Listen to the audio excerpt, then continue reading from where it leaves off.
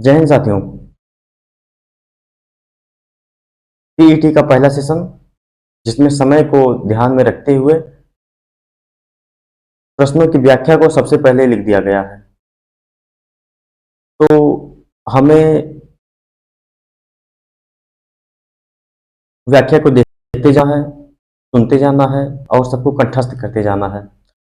इसी के साथ आपका रिवाइज भी होगा और जो नहीं याद है वो आप याद भी कर लेंगे। चलिए पहला क्वेश्चन देखते हैं। पहला क्वेश्चन में दिया गया है, भारत में शासन करने के लिए दिए गए शासकों का कालानुक्रम सही क्रम क्या है। तो इसमें क्या ये रहा है कि जो ये विकल्प दिए गए हैं, ये चार शासक, इनमें से पहले किसने शासन किया, फिर किसने शासन किया, फिर इस किसने शासन किया, फिर किसने शासन किया। तो इस तरीके से पहले ऑप्शन है शेर शाह सूरी। तो शेर शाह सूरी के बारे में, सभी के बारे में कुछ ना कुछ जानते हुए चलेंगे। जो भी ऑप्शन दिए गए हैं अगर वो रिलेटिव हैं, वो एग्जाम से रिलेटेड है, एग्जाम से उनमें प्रश्न पूछे जा सकते हैं या पूछे जाने की संभावना है, तो वो जरूर उसके बारे में कुछ ना कुछ आपको बताया जरूर जाएगा। शेर शाह सूरी देखते हैं। शेर शाह सूरी, इनके बचपन का नाम है फरीद खां। बचपन का नाम फरीद खां, इनके पिता का नाम हसन खां। इनका राज्याभिषेक दिल्ली में हुआ था। देखिए इसको विशेष रूप से ध्यान दीजिए। राज्याभिषेक दिल्ली में और इनका मकबरा सासाराम बिहार में। इन्होंने इनके शासनकाल में दो महत्वपूर्ण युद्ध लड़े गए। एक है चौसा का युद्ध, एक है बेलग्राम का युद्ध। तो चौसा का युद्ध 1539 ईस्वी में लड़ा गया, बेलग्राम का 1540 ईस्वी में, जिन दोनों में शेर शाह विजयी हुए। इनके कुछ योगदान भी हैं। इन्होंने जीटी रोड बनवाया। देखिए जीटी रोड इनके समय में इसको ग्रैंड ट्रंक रोड कहा जाता था। अंग्रेज जब शासन करने आए तो ग्रैंड ट्रंक रोड को जीटी रोड कहने लगे। वर्तमान में वो NH1 और NH2 के नाम से जाना जाता है। और डाक प्रथा चलाई। चलिए दूसरा विकल्प देखते हैं, अकबर से संबंधित है। अकबर अकबर के संरक्षक बैरम खां। अकबर के संरक्षक बैरम खां, इन्होंने एक धर्म चलाया था, दीन इलाही धर्म। बुलंद दरवाजा बनवाया आगरा में, जो कि यूपी में स्थित है। इनके समय की इनसे संबंधित एक विशेष पुस्तक अकबरनामा, जो इनके दरबार में रहने वाले अबुल फजल ने लिखा था। अकबरनामा पुस्तक अबुल फजल ने लिखा था। देखिए इनके समय में दो महत्वपूर्ण युद्ध, एक है पानीपत का द्वितीय युद्ध, एक है हल्दी घाटी का युद्ध। पानीपत का द्वितीय युद्ध 1556 ईस्वी में लड़ा गया अकबर और हेमू के बीच में। पानीपत का द्वितीय युद्ध 1556 ईस्वी में अकबर और हेमू के बीच में लड़ा गया था। हल्दी घाटी का युद्ध 1576 ईस्वी में राणा मान सिंह, ये इनके सेनापति थे, और राणा प्रताप के बीच में लड़ा गया था। अकबर के बारे में थोड़ी चर्चा हो गई, इल्तुतमिश के बारे में कर लेते हैं। इल्तुतमिश, इसने तुर्कान चिहलगानी की स्थापना की। तुर्कानी चिहलगानी है क्या, तो ये विशेष तौर पर इसने 40 गुलाम सरदारों का गठन किया था। और इसका दूसरा काम है कुतुब मीनार था, जो कुतुबुद्दीन ऐबक ने शुरू किया था। उसी कुतुब मीनार को इसने पूरा करवाया था। और इसने शुद्ध अरबी के सिक्के जारी किए। इल्तुतमिश ने शुद्ध अरबी के सिक्के जारी किए पहली बार। तो इसने चांदी का जो था उसको टंका नाम दिया, और जो तांबा का था उसको जीतल। देखिए तांबा को पीतल भी कहते हैं, पीतल। तो उस तरीके से इसका नाम दिया जीतल। आगे देखते हैं अलाउद्दीन खिलजी, जो कि चौथे ऑप्शन में। अलाउद्दीन खिलजी के बारे में कुछ जान लेते हैं। अलाउद्दीन खिलजी, इनके बचपन का नाम अली गुरसास। इसने मूल्य नियंत्रण प्रणाली को दृढ़ता से लागू किया था। अलाउद्दीन खिलजी ने मूल्य नियंत्रण प्रणाली को दृढ़ता से लागू किया था। ये ध्यान देने योग्य बातें हैं। स्थापत्य कला में योगदान देख लेते हैं अलाउद्दीन खिलजी का। इसने अलाई दरवाजा बनाया, टिहरी का किला बनवाया, हजार खंबा महल बनवाया। आप देख सकते हैं इसके ऊपर लिखा हुआ होगा। देखिए अलाई दरवाजा जो है उसे इस्लामी वास्तुकला का रत्न कहा जाता है। इस्लामी वास्तुकला का रत्न किसे कहा जाता है? अलाई दरवाजा को। भू राजस्व कर के बारे में देते हैं अलाउद्दीन खिलजी के समय, ये महत्वपूर्ण बातें हैं। भू राजस्व इसका कितना था? जो उत्पादन होता था उसका आधा कर दिया था।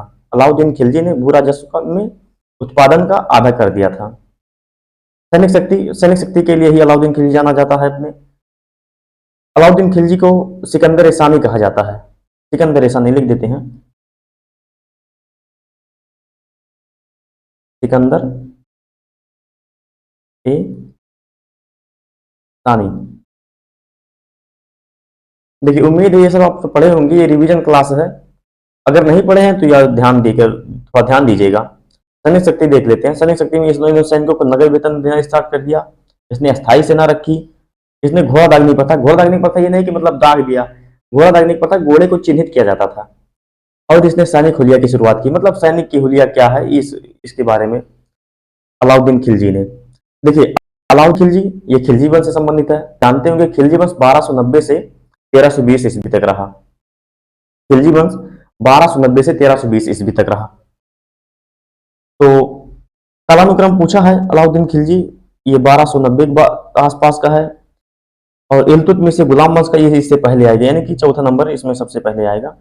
तो देख लेते हैं, या तो ए होगा या बी होगा। इल्तुतमिश 4 है, उसके बाद 3, 4 3 केवल एक ही ऑप्शन में, तो इसलिए बी ऑप्शन सही है इसमें।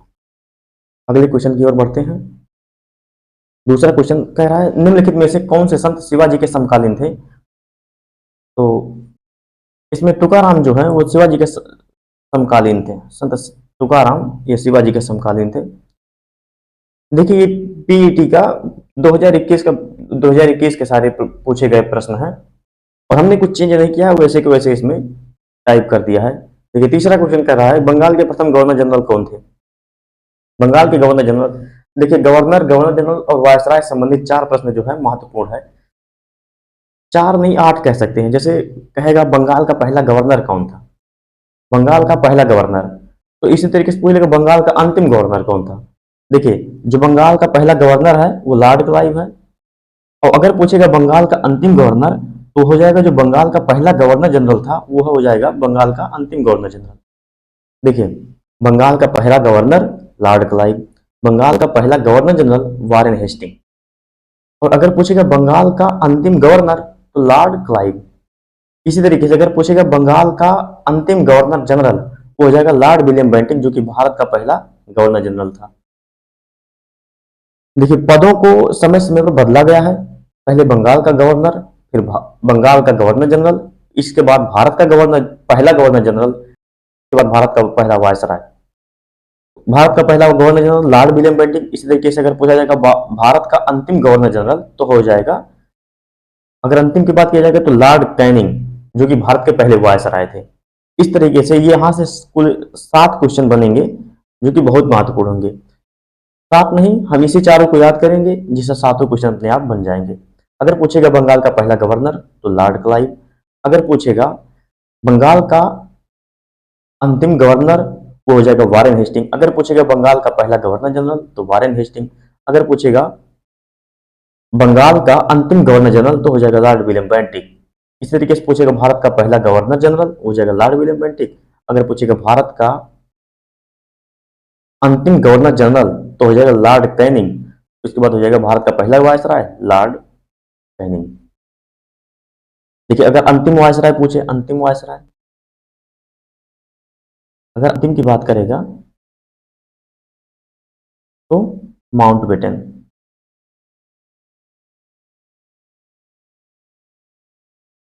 माउंटबेटन देख सब पा रहे होंगे आप। चलिए अगले प्रश्न की ओर चलते हैं, जो कि चौथा प्रश्न है। चौथा प्रश्न कह रहा है चरक संहिता संबंधित है। चरक संहिता किस चीज से संबंधित है, मतलब चरक संहिता में किस चीज का उल्लेख किया गया है। राजनीति का किया गया है, चिकित्सा का किया गया है, वास्तुकला का या गणित का। देखिए, चरक संहिता इसे चरक ने लिखा था जो कि चिकित्सा से संबंधित है। ऑप्शन में बी सही होगा। देखिए, चरक संहिता पुस्तक है, इसी के संबंधित, इसी के जैसे एक और पुस्तक है अर्थशास्त्र, जो कि कौटिल्य ने लिखा था। चाणक्य ने लिखा था, उनका दूसरा नाम विष्णुगुप्त भी है, कौटिल्य भी है। अर्थशास्त्र पूछेगा, अर्थशास्त्र किससे संबंधित है, राजनीति से, चिकित्सा से, वास्तुकला या गणित से। तो अर्थशास्त्र राजनीति से संबंधित है। ये आपका बढ़िया क्वेश्चन है। अगला क्वेश्चन देख लेते हैं। कह रहा है निम्नलिखित में से कौन सा जोड़ा सही नहीं है। देखिए, इसमें से देखना ये कि जो ऑप्शन में दिया गया है वो अगर जैसे दिया गया है कि 261 BC में कलिंग युद्ध हुआ था, तो ये सही है, कलिंग युद्ध हुआ था, ये सही है। पूछ रहा है शक संवत की शुरुआत कब हुई थी, तो 78 AD में हुई थी, तो हाँ ये हुई थी, ये भी सही है। मुस्लिम युग की शुरुआत 622 AD में हुई थी, लेकिन औरंगजेब की मृत्यु ये 1707 में हुई थी, ये गलत है। देखिए, संवत के हिसाब से 4 संवत हम ध्यान रखेंगे, एक है विक्रम संवत, शक संवत, हिजरी संवत और इलाही संवत। देख सकते हैं विक्रम संवत 57 ईसा पूर्व में इसे विक्रम संवत किसने चलाया था? ये चंद्रगुप्त द्वितीय ने, जिसको हम चंद्रगुप्त विक्रमादित्य भी कहते हैं। चंद्रगुप्त द्वितीय, इन्हें हम विक्रमादित्य भी कहते हैं। चंद्रगुप्त विक्रमादित्य, इन्होंने विक्रम संवत चलाया था। फिर आएगा शक संवत। शक संवत है 78 ईस्वी, 78 ईस्वी में संवत की शुरुआत हुई। इसके बाद आएगा हिजरी संवत 622 ईस्वी में। फिर आएगा इलाही संवत, इसे अकबर ने चलाया था 1583 ईस्वी में। आपने पहले पढ़ा होगा अकबर ने दीन इलाही की स्थापना की थी, उसके बाद इलाही संवत चला। चलिए अगले प्रश्न पर चलते हैं। छठवां प्रश्न कह रहा है इसमें से किसे भारत के ग्रांड ओल्ड मैन के नाम से जाना जाता है? ग्रांड ओल्ड मैन पूछ रहा है, तो इसमें से है दादा भाई नौरोजी। ये डब्ल्यू सी बनर्जी इसमें आएगा। देखिए डब्ल्यू सी बनर्जी पर हम थोड़ी सी जान लेते हैं। डब्ल्यू सी बनर्जी ये भारतीय राष्ट्रीय कांग्रेस, भारतीय राष्ट्रीय कांग्रेस के पहले अध्यक्ष थे। पहले अध्यक्ष, भारतीय राष्ट्रीय कांग्रेस के पहले अध्यक्ष थे। भारतीय राष्ट्रीय कांग्रेस की स्थापना किसने की थी? तो की थी ए ओ ह्यूम ने। ए ओ ह्यूम, ए ओ ह्यूम ने की थी कब? 1885 ईस्वी में। देखिए चलिए अगले प्रश्न पर चलते हैं। तो देखिए समय ज़्यादा बर्बाद नहीं करेंगे क्योंकि समय हमारे पास बहुत कम बचा है पीईटी एग्जाम को देखते हुए। बाकी दिल्ली पुलिस में तो भी काफ़ी टाइम है। देखिए प्रश्न है सन 1915-16 में होम रूल लीग किसके नेतृत्व में होम रूल लीग शुरू हुई थी? सन 1915-16 में किसके नेतृत्व में होम रूल लीग शुरू हुई थी? तो ये है एनी बेसेंट और, देखिए पिछला क्वेश्चन, ये है एनी बेसेंट और लोकमान्य तिलक। कौन है एनी बेसेंट और लोकमान्य तिलक? समय ईस्वी को याद रखिएगा 1915-16 के बीच में हुई होम रूल लीग की स्थापना एनी बेसेंट और लोकमान्य तिलक ने। आगे चलते हैं। पूछ रहा है ब्रह्म समाज, निम्नलिखित का मिलान कीजिए। ब्रह्म समाज की स्थापना किसने की थी?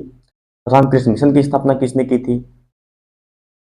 आर्य समाज की स्थापना कितनी? और सत्यशोधक समाज, सत्यशोधक समाज की स्थापना ज्योतिबा राव फुले ने 1873 में किया था। ब्रह्म समाज की स्थापना राजा राम मोहन राय ने किया था। रामकृष्ण मिशन की स्थापना स्वामी विवेकानंद ने किया था और आर्य समाज की स्थापना दयानंद सरस्वती ने किया था। देखिए मिलाते हैं।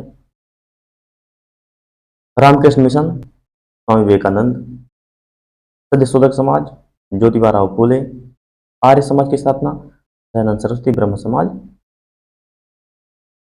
राजा राम मोहन राय। पहले का तीसरा, तीन में देख लेते हैं। तीन और बी का एक, बी का एक, डी का 5, ये डी का 5, ये सही है। देखिए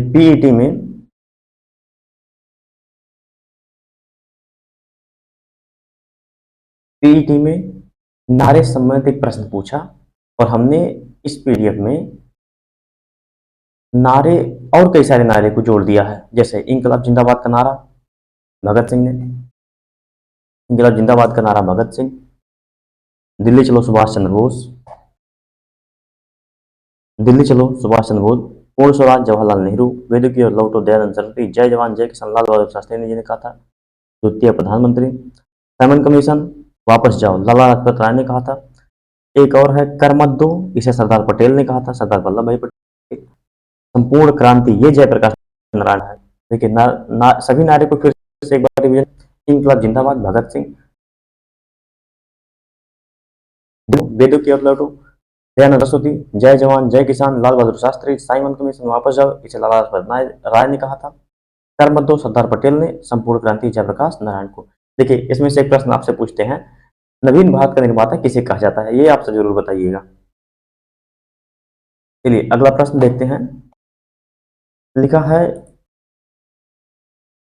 जब सुभाष चंद्र बोस ने भारतीय राष्ट्रीय कांग्रेस के अध्यक्ष पद से इस्तीफा दिया तो इस पद का प्रस्ताव किसे दिया गया था? देखिए दो अधिवेशन हुए, एक हरिपुरा का अधिवेशन 1938 का और एक त्रिपुरी अधिवेशन 1939 का। दोनों अधिवेशन में सुभाष चंद्र बोस बोस अध्यक्ष थे दोनों के।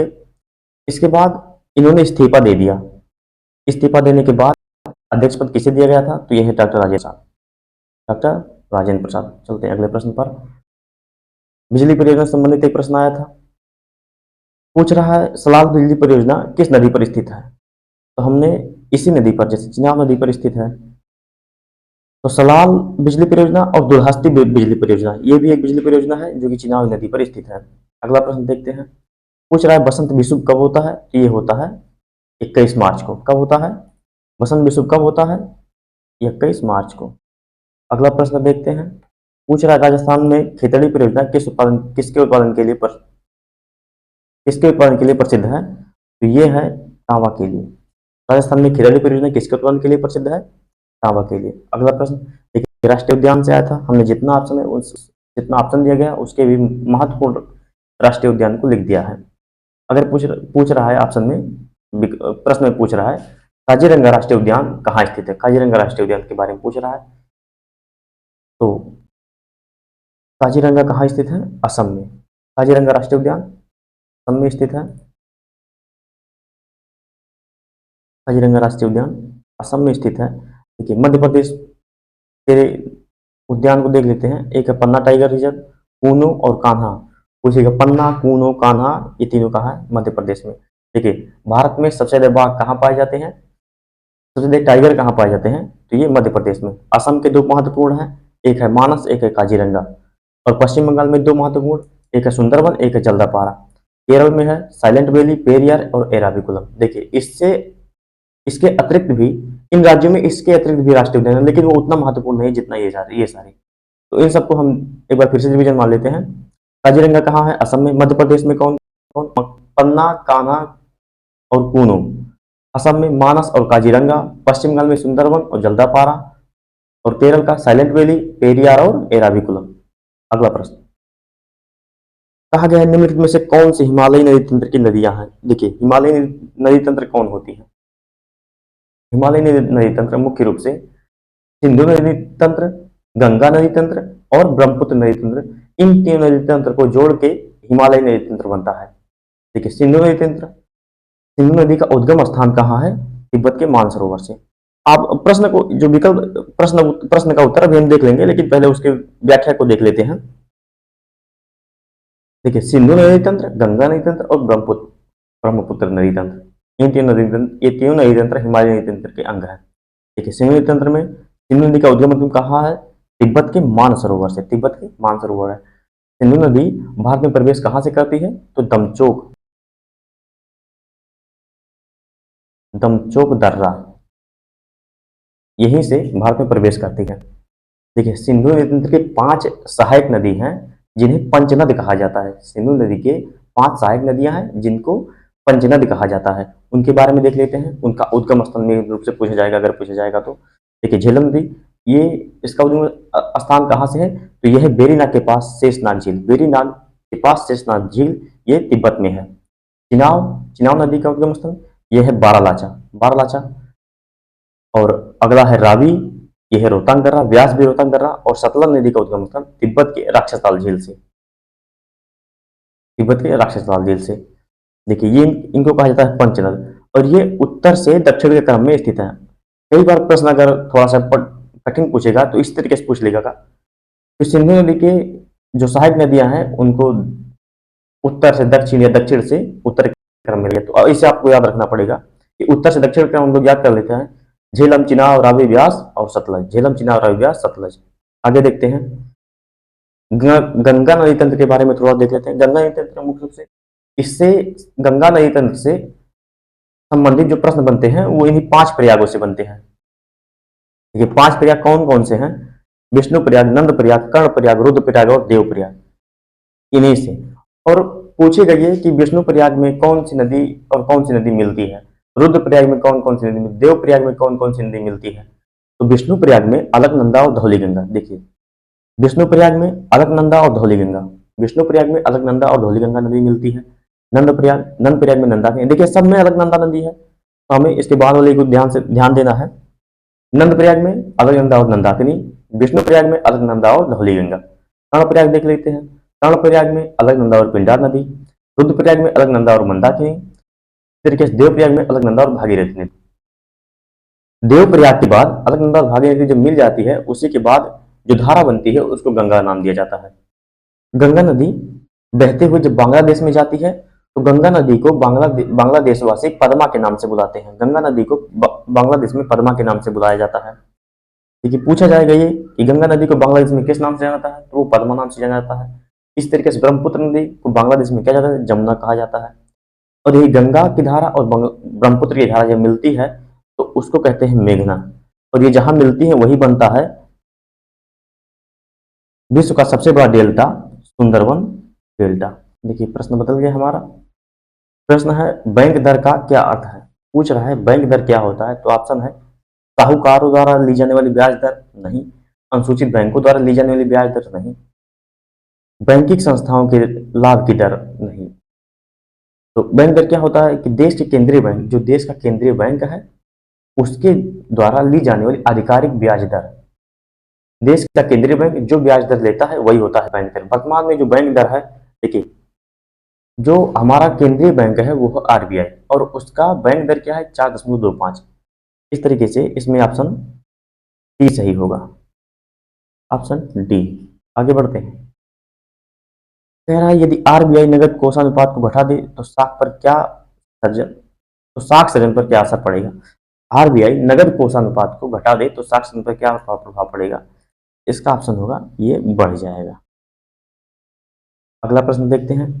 कह रहा है 100 रुपए का नोट किसके द्वारा हस्ताक्षरित होता है। देखिए, 1 रुपए के नोट को छोड़कर 1 रुपए के नोट को छोड़कर जो अन्य नोट हैं, जैसे 10 का नोट, 20, 50, 100, 200, 500, 1000, 2000 तो बंद हो गया, जितने भी नोट हैं ये, इन पर हस्ताक्षर होता है आरबीआई गवर्नर का। इसमें किसका हस्ताक्षर होता है, आरबीआई गवर्नर का। लेकिन जो 1 रुपए का नोट है, 1 रुपए का नोट ये जारी करता है वित्त मंत्रालय, और इस पर किसका सिग्नेचर होता है, वित्त सचिव का। 1 रुपए का नोट। बाकी पूछा है 100 रुपए का नोट, तो होगा आरबीआई गवर्नर। आगे चलते हैं। देखिए भैया, नोट से संबंधित कुछ और जानकारियां हैं जो कि आपको याद रखनी चाहिए, परीक्षा में कभी कभी पूछ लेता है। तो क्या है, वो है कि 10 रुपए के नोट पर किसका फोटो रहता है, 20 रुपए के नोट पर किसका फोटो रहता है, किस जगह का चित्र अंकित किया गया है। तो 10 रुपए के नोट पर ये तो आगे वाला आ गया है। इसका एक बैक साइड देखेंगे तो इसमें कोणार्क का सूर्य मंदिर। 20 रुपए के नोट पर एलोरा की गुफा है, 50 पर हम्पी का रथ है, 100 पर रानी की वाव है, 200 पर सांची का स्तूप है, और 500 पर लाल किला, 2000 पर मंगलयान। इस तरीके से आपको ये सब चीजों को याद रखना है। बाकी ये भी याद रखेंगे कि ये है कहाँ, जैसे कोणार्क का सूर्य मंदिर कहाँ पर है, उड़ीसा में है, एलोरा गुफा महाराष्ट्र में है, हाथी का हम्पी का रथ कहाँ पर है, कर्नाटक में, रानी की वाव गुजरात में है, सांची स्तूप मध्य प्रदेश, लाल किला जानते होंगे दिल्ली में। अगले प्रश्न पर चलते हैं। अगला प्रश्न है फेमा, FEMA का पूर्ण रूप यानी कि फुल फॉर्म पूछा था एक FEMA का, तो ये होगा FEMA का full form finance and export management association. Finance and export management association.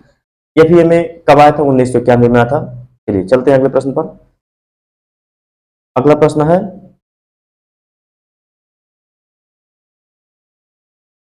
भारतीय संविधान में जन स्वास्थ्य एवं स्वच्छता किसमें शामिल किया गया है। जैसे तीनों सूचियों में किस सूची में जन स्वास्थ्य एवं स्वच्छता को शामिल किया गया है। देखिए, संघ सूची, राज्य सूची, समवर्ती सूची। इसके विषयों को जान लेते हैं। वर्तमान में इसमें कितने विषय हैं। संघ सूची में कुल 98 विषय हैं, राज्य सूची में 61 विषय हैं, समवर्ती सूची में 52 विषय हैं। संघ सूची में जनगणना, चुनाव, रक्षा, रेलवे, नागरिकता। राज्य सूची में वन, उद्योग, थिएटर और पुलिस। समवर्ती में विवाह, तलाक, आपराधिक कानून प्रक्रिया, बिजली, समाचार पत्र और श्रम कल्याण। देखिए, ये जो मेन था इसको लाए हैं। बाकी 98, संघ सूची में 98, राज्य सूची में 61 और समवर्ती में 52, ये एक्स्ट्रा है। चलते हैं प्रश्न पर। 22वां प्रश्न ये है, भारत में पंचायती राज व्यवस्था इसके अंतर्गत रखी गई है। मतलब ये कह रहा है कि पंचायती राज व्यवस्था इनमें से किस में है, मूल अधिकार में आता है, मौलिक कर्तव्य में आता है, राज्य के नीति नियंत्रण किस में आता है। मूल अधिकार देखेंगे। देखिए, मौलिक अधिकार कुल इस समय 6 हैं, पहले 7 था। संपत्ति के अधिकार को अब एक विधिक अधिकार बना दिया है अनुच्छेद 301 के तहत। इस प्रकार मूल अधिकार केवल 6 बचे हैं। कौन कौन से हैं? समानता का अधिकार, स्वतंत्रता का अधिकार, शोषण के विरुद्ध अधिकार, धार्मिक स्वतंत्रता का अधिकार, सांस्कृतिक एवं शैक्षिक अधिकार, संवैधानिक उपचारों का अधिकार। समानता का अधिकार ये किस अनुच्छेद से अनुच्छेद के बीच में है, ये भी पूछ लेता है। तो ये है 14 से 18 के बीच में। स्वतंत्रता का अधिकार 19 से 22 के बीच में है। शोषण के विरुद्ध अधिकार यह है 23 और 24। धार्मिक स्वतंत्रता का अधिकार 25 से 28। संवैधानिक उपचारों का अधिकार 25 से 28। संविधान सांस्कृतिक एवं शैक्षिक अधिकार 29। एक सेकंड, 30 से 28, 29, 30, 29, 30। सांस्कृतिक एवं शैक्षिक अधिकार 29, 30 और संवैधानिक उपचारों का अधिकार यह है अनुच्छेद 32। कितना? अनुच्छेद 32। पंचायती राज व्यवस्था का अनुच्छेद कितना है? पंचायती राज व्यवस्था का अनुच्छेद है, इसका है अनुच्छेद 40। देखिए अनुच्छेद 40 के अंदर है नहीं। मौलिक कर्तव्य देख लेते हैं। मौलिक कर्तव्य का कौन सा अनुच्छेद में उल्लिखित है? मौलिक कर्तव्य 51 ए, 51 का में कहा जाता है। ये कब जोड़ा गया था? 1976 में। 52वां संविधान संशोधन पता होगा, जिसको मिनी कॉन्स्टिट्यूशन कहा जाता है। राज्य के नीति निर्देशक इसकी चर्चा करते हैं, यह है 36 से 51। 36 से 50, 50 से 51 इसको आप कंफर्म कर लीजिएगा। देखिए पंचायती राज व्यवस्था अनुच्छेद 40 और यह 36 से, यानी कि पंचायती राज व्यवस्था किसके अंतर्गत आता है? राज्य के नीति निर्देशक तत्व के अंतर्गत आता है। अगला देखते हैं। शिक्षा का अधिकार एक मौलिक अधिकार है जो कि किससे संबंधित है? शिक्षा का अधिकार किससे संबंधित? एक मौलिक अधिकार बनाया गया। कैसे? शिक्षा के अधिकार को मूल अधिकार, ये पहले मूल अधिकार नहीं था, ये एक विधिक अधिकार था। बाद में 86वां संविधान संशोधन, 86वां संविधान संशोधन 2002 में, इसके द्वारा अनुच्छेद 21 सही हो गया, जिससे शिक्षा के अधिकार को मौलिक अधिकार बनाया गया। ऑप्शन ए सही है। आगे चलते, निम्न में से इसने संविधान सभा के उद्देश्य प्रस्ताव पारित किया था? प्रस्ताव रखा था संविधान सभा के उद्देश्य, संविधान सभा में उद्देश्य प्रस्ताव कब रखा था? यह रखा था 13 दिसंबर 1946 को। किसने रखा था? जवाहरलाल नेहरू ने। आगे चलते हैं। ठीक, कह रहा है भारतीय संविधान के किस अनुच्छेद में अल्पसंख्यकों के हित निहित है? ये अनुच्छेद नहीं। आगे चलते हैं। ठोस चालक में धारावाहक कौन होते हैं? ठोस चालक में धारावाहक होते हैं मुक्त इलेक्ट्रॉन। ठोस चालक में धारावाहक कौन होते हैं? मुक्त इलेक्ट्रॉन।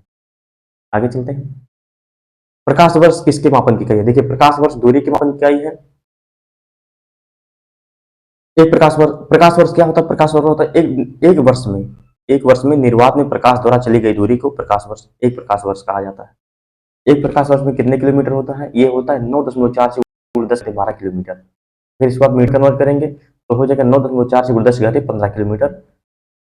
और इसमें ऑप्शन कौन सही है? इसमें सही है ऑप्शन सी। आगे चलते हैं। देखिए पीईटी में ये प्रश्न पूछा गया था केमिकल फार्मूला से रिलेटेड। हमने कुछ और फार्मूला, केमिकल फार्मूला को ऐड किया है, हो सकता है इनमें से भी पूछ लेगी। एक है laughing gas, nitrous oxide N2O, marsh gas CH4, भारी जल D2O, धावन सोडा Na2CO3, खाने का सोडा NaCO3, जिप्सम होता है CaSO4 2H2O। देखिए जिप्सम एक होता है प्लास्टर ऑफ पेरिस, पता होगा आपको प्लास्टर ऑफ पेरिस। जिप्सम और प्लास्टर ऑफ पेरिस का फार्मूला सेम है, बस जिप्सम में से 1.5 पानी के अणु को निकाल दीजिए, मतलब 3/2, 3/2 H2O अगर आप इसमें से निकाल देंगे तो जो बचेगा वही होगा, मतलब CaSO4 इंटू हाफ H2O। ये होता है प्लास्टर ऑफ पेरिस। आगे चलते हैं। 18 कैरेट सोने में खरे सोने का परसेंटेज है। देखिए जो शुद्ध सोना होता है वो कितना होता है? 24 कैरेट का। शुद्ध सोना कितना होता है? 24 कैरेट। 24 कैरेट है तो 100% शुद्ध है। इस तरीके से अगर 18 कैरेट होगा तो कितने परसेंट होगा? 100/24 गुणे 18। इस तरीके से काट दीजिए आपको।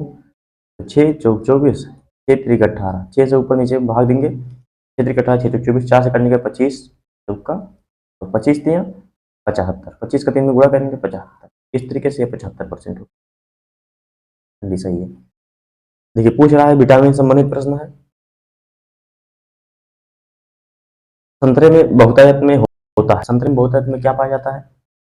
एक है ऑप्शन है vitamin C, vitamin A, vitamin D, इनमें से कोई नहीं। देखिए विटामिन संतरा जो खट्टे चीज होते हैं वो जो खट्टी चीजों में विटामिन सी अधिकतर पाया जाता है। खट्टी चीजों में विटामिन सी पाया, जैसे आंवला, नींबू, संतरा, ये सब में विटामिन सी। विटामिन ई अच्छा सोर्स है दूध, दूध, पालक और गाजर। विटामिन डी सूर्य की रोशनी।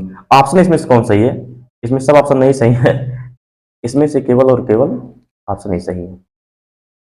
चलते हैं, मैथ का सवाल आ गया है। देखिए यहाँ पर जब आप प्रश्न देखेंगे प्रश्न पत्र, तो यहाँ यक्स नहीं, यहाँ क्वेश्चन मार्क में आता, हमने इसको यक्स मान लिया है। तो यक्स की वैल्यू ज्ञात करनी है।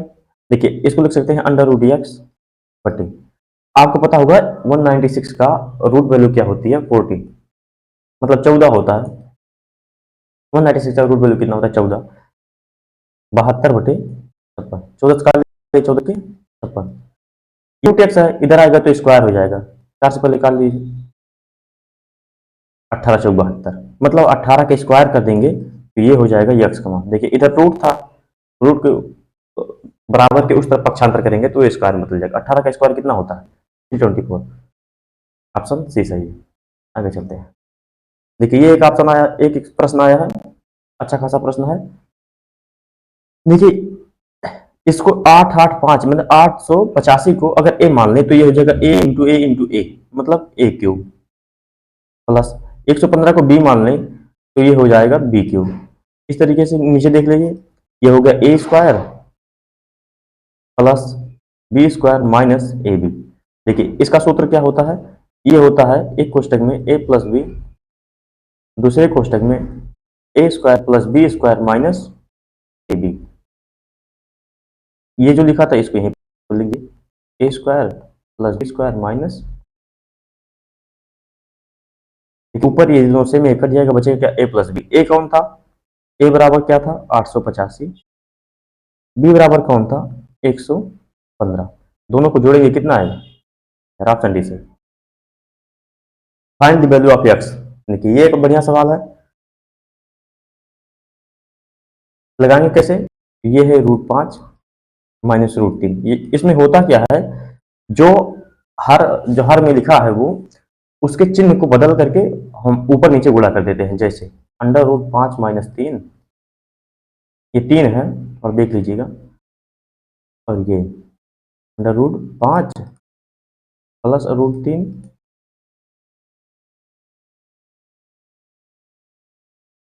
यहाँ हो जाएगा √5 माइनस √3। देखिए यहाँ रूट लगा है।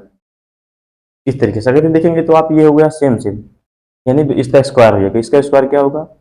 ये हो जाएगा 5 प्लस 3 माइनस 2 रूट में 15 बटे, ये सेम सेम। देखिए ए प्लस बी ए माइनस बी, इसका स्क्वायर करेंगे क्या हो जाएगा? ये हो जाएगा 5 माइनस 3 यानी कि 2 बचेगा। 5 3 8, बचा है 8 माइनस 2 √5, तो 2 का मन करेंगे बचेगा 4 माइनस रूट बटे 2, 2 से 2 कट जाएगा। ऑप्शन थोड़ा सा इसमें हम ऑप्शन गलत प्रिंट हुआ है, यहाँ रहेगा √15, यहाँ रहेगा रूट, ये इसके सही ऑप्शन है। तो सही उत्तर क्या आया? सही उत्तर, सही उत्तर है ये 4 माइनस √15, 4 माइनस √15, ऑप्शन बी सही। आगे चलते हैं, मैथ का एक सवाल है, एक सवाल मैथ का। कह रहा है टीवी सेट का मूल्य 30% घटाने पर उसकी बिक्री 20% बढ़ गई, दुकानदार की आय पर उसका क्या प्रभाव पड़ा? देखिए कोई टीवी है, उसका मूल्य घटाया गया, उसकी बिक्री बढ़ गई। दो चीजों की बात होगी, हम दो ही पर बात करेंगे। मान लीजिए टीवी का मूल्य पहले 100 रहा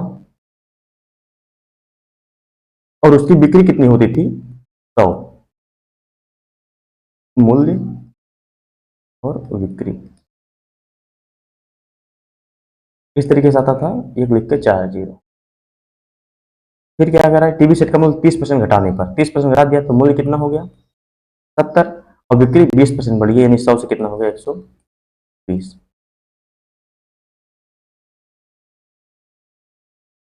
12 सते 84, ये हो गया। आप देख सकते हैं पहले वो कितना कमा रहा था 10,000, अब कमा रहा है 8,000, यानी घाटा हो गया कितने का 1600 का। कह रहा है दुकानदार की आय पर क्या प्रभाव पड़ा, 1600 घाटा हुआ कितने पर 10,000 पर, 10,000 पर हुआ है 10,000, परसेंटेज निकालना है गुड़े सौ, 20 पूरा जीरो खत्म, यानी कि 16% की क्या हुई घाटा, यहाँ माइनस लगा देते हैं, दिनों के लिए घाटा हुआ यानी 16%। आगे चलते हैं। कह रहा है 4 खिलाड़ियों की उम्र, औसत उम्र 18.5 वर्ष है, अगर कोच की उम्र में भी शामिल इसमें शामिल किया जाए तो औसत उम्र 20% बढ़ जाती है, तो कोच की उम्र क्या है। अच्छा सवाल है एवरेज का। देखिए 4 खिलाड़ी हैं, 1 2 3 4, इनका औसत उम्र है 18.5। देखिए आप किसको कई तरीके से लगा सकते हैं, लेकिन जो आसान तरीका है, जो सबसे शॉर्ट तरीका यही है। सबकी उम्र 18.5, मान अगर सबकी उम्र रहेगी तो 18.5 रहेगी। औसत उम्र 20% बढ़ी है, 20% किस पर बढ़ी है, जब एक और आ जाएगा, जब एक और आ जाएगा तो औसत उम्र 20% बढ़ जाएगी, यानी कि जो 18.5 है, अब औसत उम्र 20% बढ़ेगी, यानी इसका भी 20%, इसका भी 20%, इसका 20%, इसका यानी 20 20 40 20 पंचे, तो यानी कि 100 बढ़ जाएगी। जब 100% बढ़ेगी यानी कि बढ़ी कितना, यही पूरा 18.5 बढ़ जाएगी। जब 18.5 बढ़ जाएगी और पहले कितना रहा 18.5, 18.5 दो जोड़ लेंगे तो 27, 27 सही है। कोच की उम्र पूछा गया है, कोच की उम्र हमको याद करना था। मान लेते हैं चारों खिलाड़ियों की उम्र सेम थी, 18.5 सबकी थी, जो चारों खिलाड़ी, जब कोच आ गया तो 20% बढ़ गई, 20% बढ़ी तो सबकी बढ़ी, केवल कोच की नहीं, मतलब सबकी 20% बढ़ी। तो पहले रहा 18.5, फिर जब औसत हुआ तो 18.5 प्लस जो बढ़ी है वो, देखिए 18.5 प्लस कितना बढ़ा, 20% सबका बढ़ा है, तो 20 पंचे 100% बढ़ा है, यानी कि 18.5। उम्मीद है समझ आ गया होगा। ये हो गया 37। चलिए आगे चलते हैं। हिंदी के दो चार सवाल है। एकल शब्द का विलोम पूछा है, एकल, इसका विलोम होता है बहुल, एकल का विलोम बहुल। आगे देखते हैं। पूछा है दर्प का पर्यायवाची, दर्प, दर्प का पर्यायवाची अहंकार, दर्प का पर्यायवाची मन को हरने वाला, मन को हरने वाला ये क्या होता है मनोहर, मन को हरने वाला क्या मनोहर। आगे चलते हैं। पूछा मुहावरा है गागर में सागर भरना, मुहावरे का अर्थ लिखिए। गागर में सागर यानी कि थोड़ी चीजों में बहुत कुछ कह देना, तो यही लिखा है एकदम सेम सेम, कि थोड़े में बहुत कुछ कहना। ऑप्शन बी सही। देखिए आज के लास्ट सवाल हिंदी का ही है, शुद्ध वर्तनी चयन करना है। महत्वाकांक्षा पूछा है, महत्वाकांक्षा ये लिखा है महत्वाकांक्षा, महत्वाकांक्षा, महत्वाकांक्षा, महत्वाकांक्षा ऑप्शन सी से। देखिए इसमें दो तरह का, हाँ सही है, सी से है। देखिए शायद ये लास्ट सवाल था। दोस्तों इस वीडियो में प्रश्नों की श्रृंखला समाप्त हुई। उम्मीद है वीडियो आपको इन्फॉर्मेटिव लगी होगी। अगर वीडियो इन्फॉर्मेटिव लगी है, आपको पसंद आई है, तो अपने दोस्तों के साथ शेयर करें, वीडियो को लाइक कर दीजिए, और फिर इसको शेयर उन्हीं लोगों में कीजिएगा जो सिंसियर तरीके से कंपटीशन की तैयारी कर रहे हैं। अन्यथा ठीक है, शेयर कर दीजिएगा। जय हिंद साथियों।